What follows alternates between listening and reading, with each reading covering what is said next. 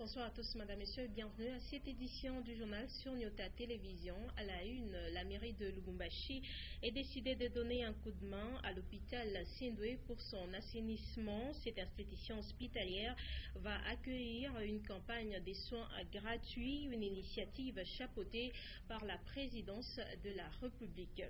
Ce 18 mars, le monde célèbre la journée du travail social. Objectif, mettre en évidence l'utilité du travail des professionnels de l'action sociale. Voilà tout pour les titres, madame, messieurs. Bienvenue à cette édition du journal, interprétée pour vous en langage des signes par Regan Kanyemba.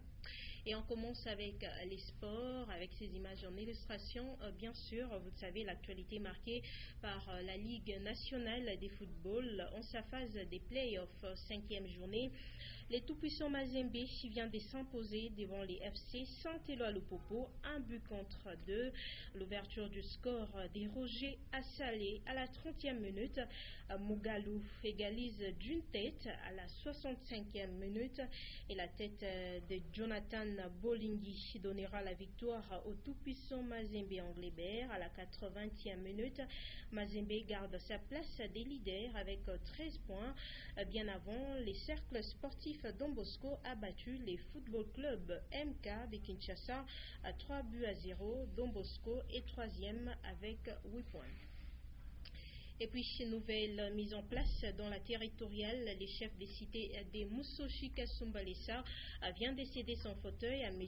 Philippe Chitamba qui jouera à l'intérim des délégués en attendant la nomination d'un bourgmestre car avec les découpages, Kasumbalesa aura les statuts d'une commune. La cérémonie des remises et reprises a eu lieu dans la salle des réunions du nouveau bureau des cités. Léon Magloire Monga Chitokumba des Balessa pour les reportages. Monsieur Philippe Chitambi, désigné comme délégué à la tête de la cité de Kasumbalesa, est un ancien comptable du district de Kipushi. La remise et reprise avec André Kapampa a eu lieu dans la salle de réunion de la cité de Kasumbalesa en présence d'une poignée d'invités. Le découpage territorial a entraîné la suppression des entités administratives déconcentrées, la direction de province, les cités et les districts, ainsi que les postes d'encadrement administratif. Ainsi donc, Kasumbalesa, avec ses 179 000 habitants, aura le statut d'une commune à la tête de laquelle trônera naturellement un bourgmestre. André Kapampa, qui est pratiquement le dernier chef de cité de Moussochi Kasumbalesa, a totalisé exactement 6 ans et 6 jours à la tête de cette cité. Et M. Philippe Chitambi la dirigera désormais comme commune de Kasumbalesa en tant qu'intérimaire jusqu'au jour où sera désigné un bourgmestre. Bientôt sous la présidence, sous les patronages de la présidence de la République, les malades de Lubumbashi seront pris en charge un mois durant. Les médecins directeurs de l'hôpital Sindwe a sollicité l'assistance de la mairie pour assainir les sites où seront placées les tentes. Maurice Mazel. La présidence de la République démocratique du Congo projette lancer le 29 mars prochain le programme médical où environ 12 000 à 15 000 malades de Lubumbashi seront soignés gratuitement. 2 sites sont retenus à Lubumbashi. Il s'agit de l'hôpital Janson Sindwe et l'hôpital militaire de la Rouachi. Ce projet ambitionne prendre en charge 2500 à 3000 opérations chirurgicales. 12 000 à 15 000 malades seront soignés pendant environ un mois.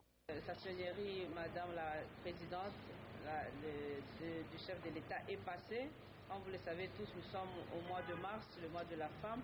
Il y a une action au niveau de la présidence qui voudrait prendre en charge gratuitement plus de 12 malades. Et il était question que nous puissions précéder cette action par l'assainissement du milieu. Et c'est comme ça que la ville voudrait s'approprier cette action au préalable. Donc assainir le milieu, enlever les immondices pour que, avant que l'activité ne commence, que tout soit très propre. La mairie de Lubumbashi s'emploiera dès aujourd'hui à niveler l'enceinte de l'hôpital Janson Sindwe où plusieurs tentes seront montées pour recevoir les patients. Les habitants de la commune Kenya sont désormais appelés à un nouveau système de gestion des ordures ménagères. La distribution des sacs poubelles a débuté mardi 17 mars 2015, une opération qui s'effectue par un service d'appui technique au développement rural et urbain. Le but étant celui de rendre plus salubre la ville de Lubumbashi. Diane Kassongo-Nyota, Sylvain Moutambaye. Pour cette première phase de distribution des sachets poubelles, le service qui vient en appui à la mairie de Lubumbashi va juste servir les habitants ayant adhéré à ce projet. Cette opération qui vient de débuter par la commune Kenya s'effectue après une longue sensibilisation. Les initiateurs estiment que la population identifiée a intériorisé le message parce que désormais elle est appelée au tri des ordures ménagères. Nous avons besoin que la ville soit propre. Donc nous évacuons, nous prenons ces déchets-là. Nous ne partons pas jeter ça en désordre. On a une station de traitement. Donc nous prenons ces déchets et nous les recyclons. Dans un premier temps, l'évacuation se fera chaque semaine par les agents de ce service et ce, après un versement de 1500 francs congolais. Donc ils ont leurs moyens propres d'évacuation et nous croyons que c'est une première expérience. Nous croyons que ça ira avec l'appui non seulement de la mairie, ainsi que l'appui de la commune. Donc, nos communes, nous les appuyons sur le plan technique, ainsi que nous leur avons mis à leur disposition les agents de l'environnement pour le suivi. La seule inquiétude reste d'une part l'évacuation des déchets qui risquent de déborder des sachets, comme c'est le cas avec les silos de transit qui traînent à être évacués, et d'autre part les habitants qui n'ont pas adhéré à ce projet qui, à coup sûr, pourront continuer à déverser leur saleté sur les avenues.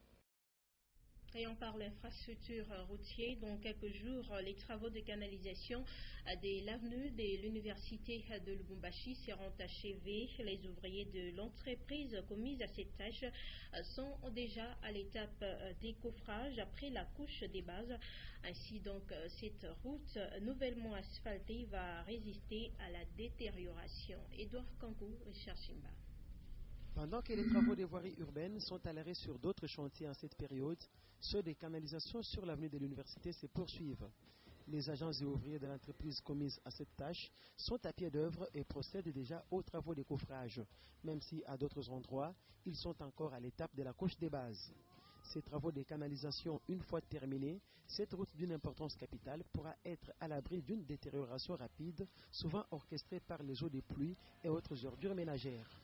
L'intersection de cette artère démontre qu'elle relie le quartier Kalouboué au quartier Gambela et son passage sur les cités universitaires mène jusqu'au quartier Kra. Un fait à déplorer sur cette route nouvellement asphaltée est le manque de dodanes communément appelés casse-vitesse et les panneaux de signalisation, raison pour laquelle les chauffeurs et motocyclistes y roulent à vive allure en mettant ainsi en danger la vie des élèves qui fréquentent une école de la place. Et de l'autre côté, les travaux de canalisation sont à l'arrêt sur l'avenue Nyembo de la commune Kampemba. Conséquence, les eaux des ménages menacent la chaussée qui déjà à certains endroits connaît de délabrement du côté de la Luano. Certaines maisons risquent d'être englouties par les ravins. Antoine Roger Mbouimouamba, Freddy Boukele. Rouler à ce jour sur l'avenue Nyembo ne pose aucun problème pour les conducteurs qui autrefois éprouvaient d'énormes difficultés aux côtés de motards. Situation occasionnée par la réhabilitation de cette artère, permettant ainsi aux populations d'accéder facilement au centre-ville via le boulevard Msiri. Même chose pour ceux qui provenaient de la ville vers le quartier Ouabora et d'ici vers le centre-ville via l'avenue de la Luano. Cependant, les habitants longeant l'avenue Nyembo et les usagers déplorent le fait qu'en réalité la route n'aurait pas connu la deuxième couche d'asphalte, ce qui fait qu'aujourd'hui qu'elle entrait du côté d'Msiri enregistre déjà des trous de détérioration. Les travaux des drains sont à l'arrêt, les eaux stagnent au point de favoriser le délabrement de la chaussée réhabilitée. Certaines indiscrétions parlent de l'arrêt des travaux pendant cette saison pluvieuse, en attendant celle sèche. Un peu plus loin sur l'avenue de la Luano, les ravins qui menacent la chaussée est maîtrisé avec cette canalisation bien construite du côté droit lorsqu'on se rend en ville. Pendant ce temps du côté gauche, toujours sur de la Luano, les maisons courent de plus en plus les risques d'être englouties par le ravin qui prend des avancées inquiétantes si jamais on pensait à la construction d'un caniveau conséquent. autre chose, les travail placent l'homme au centre du développement communautaire. C'est dans ce cadre qu'est célébrée ce 18 mars la Journée internationale du travail social en vue d'assurer la promotion du changement social et de prendre des résolutions face aux problèmes que rencontre l'homme dans les contextes des relations humaines. Ben Kaimbi, Sylvie Moussaou. Le monde célèbre chaque troisième semaine du mois de mars la Journée internationale du travail social. Cette dernière a pour but de mettre en évidence l'utilité du travail des professionnels de l'action sociale. Le thème retenu cette année est la promotion de la dignité et la valeur de la personne humaine. Réfléchir sur les défis et les dilemmes auxquels il faut faire face afin de prendre les décisions, voilà ce à quoi les travailleurs sociaux sont appelés au monde. Ainsi, l'évaluation du travail social se présente comme une réalité dont il importe de mesurer les enjeux sur la vie des habitants d'un pays. Les principes des droits de l'homme et de la justice sociale sont les bases fondamentales d'un travail social à travers les interactions des êtres humains avec leur environnement. Les employés de l'entreprise minière Tenke Fungurume Mining ont assisté à la plantation d'une centaine d'arbres fruitiers dans la cité de Fungurume, une initiative des agents des TFM qu'ils qualifient programme des volontariats, un programme qui vise à rapprocher TFM à la population tout en posant un acte au profit des habitants des sites contrées Refin, Kibambé et Tianilunga. Pour cette première édition du programme des volontariats des agents TFM, environ 115 arbres fruitiers ont été plantés dans la cité des Fungurume. Un geste qui a permis aux employés TFM de se rapprocher davantage de la communauté locale. Nous avions voulu nous regrouper pour faire des petites actions de temps en temps dans la communauté, connaissant les besoins de la communauté, bien sûr, et surtout avec la participation active de cette même communauté. Des citronniers, orangers, goyaviers, manguiers et autres ont été plantés dans chaque parcelle de l'avenue de la Mission, quartier 5 ans. Les bénéficiaires ne pouvaient pas cacher leur joie.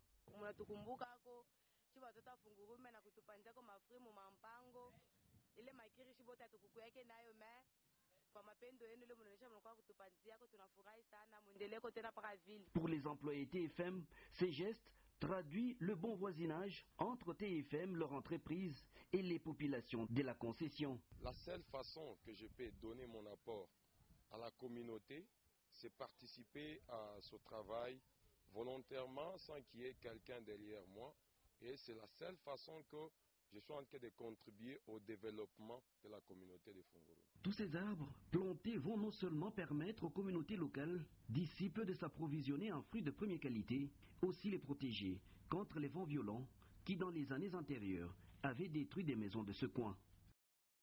Un élément à suivre avec force détail en page magazine tout juste après cette édition du journal. La situation économique actuelle du pays a été au centre des échanges entre les premiers ministres congolais Augustin Matata Ponyo et les professeurs de l'université de Kinshasa. Je propose de suivre ce reportage avec nos confrères de Nyota Kinshasa.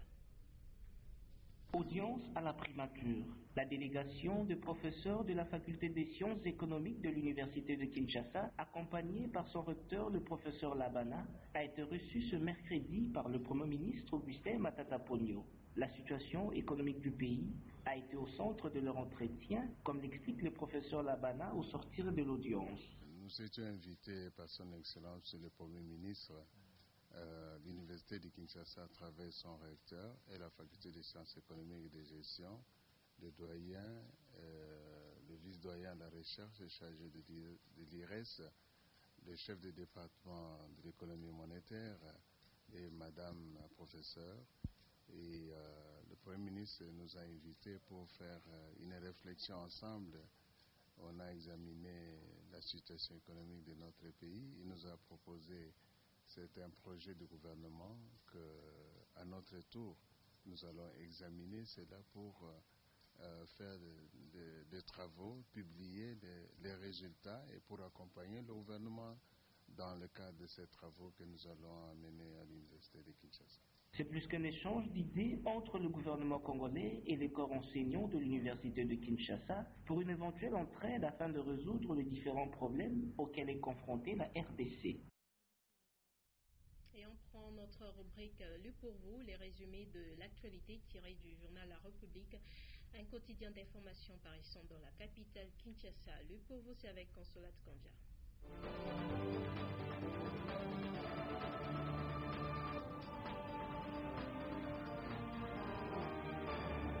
Dans une interview à RFI, Moïse Katumbi, il faut savoir partir.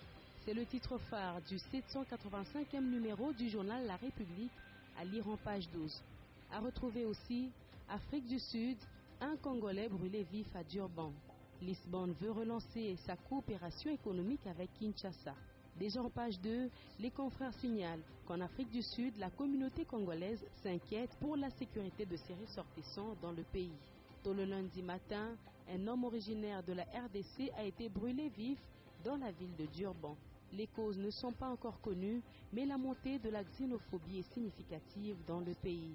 Aux confrères d'ajouter, les autorités se refusent toujours à parler de xénophobie, mais plutôt de criminalité.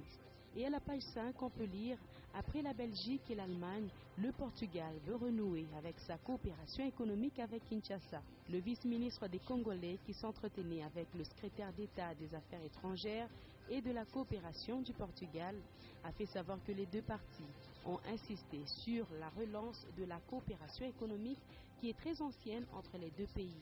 Elle était coupée avec la zaïrianisation des années 1974, mais le Portugal manifeste sa volonté de revenir en RDC.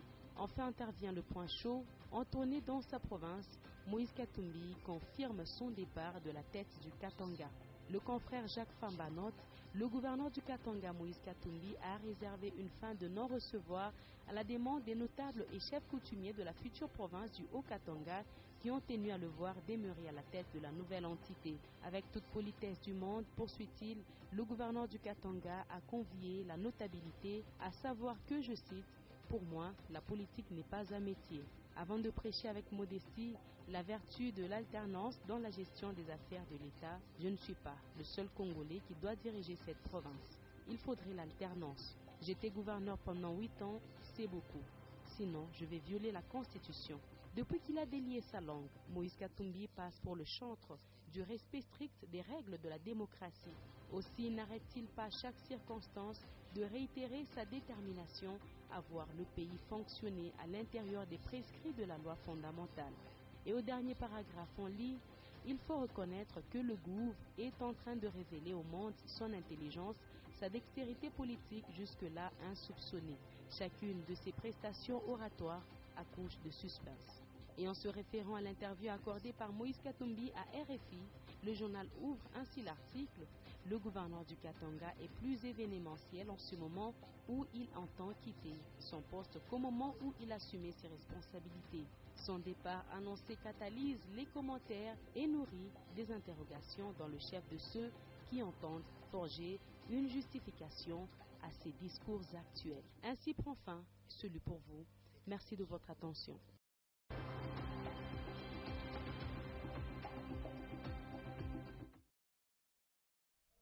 C'est notre rubrique consacrée à ce mois dédié à la femme. Femme sous les projecteurs, Linda Lucalo s'entretient avec Marie-Claire Yaya Tiema. Elle est directrice des opérations à ITM, fermière. Elle a également passé 20 ans de carrière au sein des systèmes des Nations Unies. Suivez.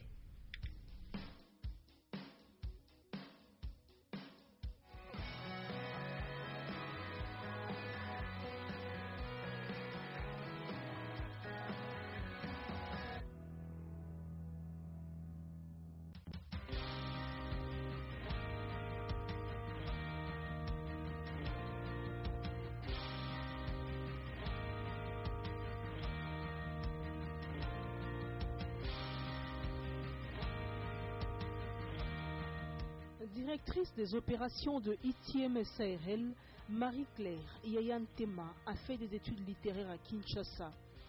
Journaliste de formation, elle s'est ensuite spécialisée dans la communication pour le développement. Difficile de présenter cette femme à plusieurs casquettes qui est également fermière. J'ai fait énormément de formations. D'abord, j'ai continué avec la santé publique, que je n'ai malheureusement pas terminé. Mais j'ai fait beaucoup de cours sur le management. Beaucoup de cours sur le management. Après, j'ai travaillé aux Nations Unies, pratiquement 20 ans de carrière, où j'ai travaillé à Kinshasa, ici au Katanga, au Tchad et une partie du Cameroun également. Très compétitive, Yayantema n'a jamais eu à faire de demande d'emploi dans sa vie. Mais elle connaît tout de même les difficultés à trouver un emploi. En fait, je n'ai pas eu à faire de demande d'emploi pour la bonne et simple raison que partout où je faisais le stage, j'étais retournée. Et c'est la leçon, c'est le conseil que je donne toujours aux jeunes, à mes enfants, à tous les jeunes que j'encadre. Faites bien ce que vous êtes en train de faire, parce que vous allez vous faire remarquer. Et donc, je travaillais beaucoup, j'étais une bosseuse, vraiment. Et à l'issue du stage, là où je passais, on me gardait, enfin, on me sollicitait pour que je continue. Mais les difficultés, il y en a pour s'imposer dans le travail. Surtout au début, quand je dis que c'était facile, non. Il fallait s'imposer, parce que quand on termine les études, on n'a pas d'expérience. Et là, les gens n'ont pas le temps, la société n'a pas le temps de vous apprendre. Vous devez vous battre. Donc pendant que les autres terminaient à 17h, moi je terminais à 19h, 20h. Parce que je devais mettre plus de temps pour comprendre et être sûr que je vais être retenue. Madame Marie-Claire prêche pour la multiplicité des formations dans un monde qui bouge et surtout l'expression des atouts naturels. Vous savez, dans la vie, il faut avoir des casquettes. Il y a ce qu'on aime et souvent qu'on ne fait pas. Il y a les études. Malheureusement, chez nous, nous embrassons des carrières, disons des études universitaires sans savoir exactement ce qu'on veut. On n'est pas encadré. La ferme, être fermier, c'était une passion. Pas que je voulais, mais j'aime tellement les jardins, j'aime tellement les cultures, j'aime tout ce qui est développement, que je me suis intéressée et j'ai appris, j'ai fait des formations, j'ai suivi des ateliers, parallèlement au travail que je fais. Et le mot de Madame Marie-Claire Yayantema aux femmes. Le mot que j'adresserai aux jeunes filles, c'est d'abord un mot d'ambition. Il faut avoir de l'ambition, il faut avoir une vision. Il faut savoir ce qu'on veut devenir demain et se donner les moyens. Il ne faut pas vivre dans le pessimisme ou dire non, ce n'est pas pour nous. Non, non, c'est pour tout le monde. Dieu nous a créés à égalité et Dieu nous donne des chances. Nous avons tous à un moment donné eu des opportunités, mais comment nous les avons saisies, comment nous les avons utilisées, nous seuls nous savons. Donc il faut vouloir quelque chose et se battre pour obtenir.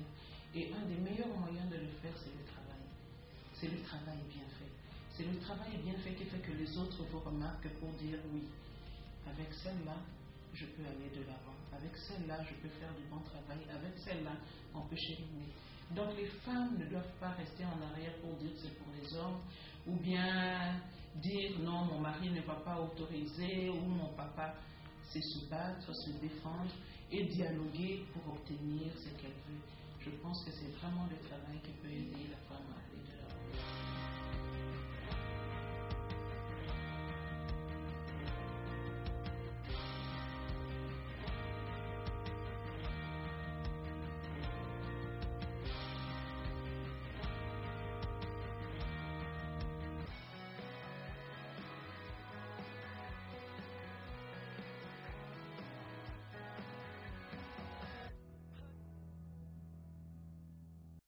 Voilà, madame, et surtout juste après ce journal, ne nous quittez pas tout de suite car vous aurez à suivre une page magazine en rapport avec les employés de l'entreprise minière Tenke Fungurume qui ont assisté à la plantation d'une centaine d'arbres fruitiers dans la cité des Fungurume. Avant de nous quitter, je vous rappelle les principaux titres de cette édition du journal. La mairie de Lubumbashi a décidé de donner un coup de main à l'hôpital Sindwe pour son assainissement. Cette institution hospitalière va accueillir une campagne de soins gratuits, une initiative chapeautée par la présidence de la République. Ce 18 mars, le monde célèbre la journée du travail social. Objectif, mettre en évidence l'utilité du travail des professionnels de l'action sociale. Merci à vous de nous avoir suivis. Cette édition du journal a été interprétée pour vous en langage des signes par Rigen Kanyemba. Retrouvez à 23h Titiane Bouy pour une nouvelle édition du journal sur Nyota Télévision. Et moi, je reviens demain à 17h30 et 19h.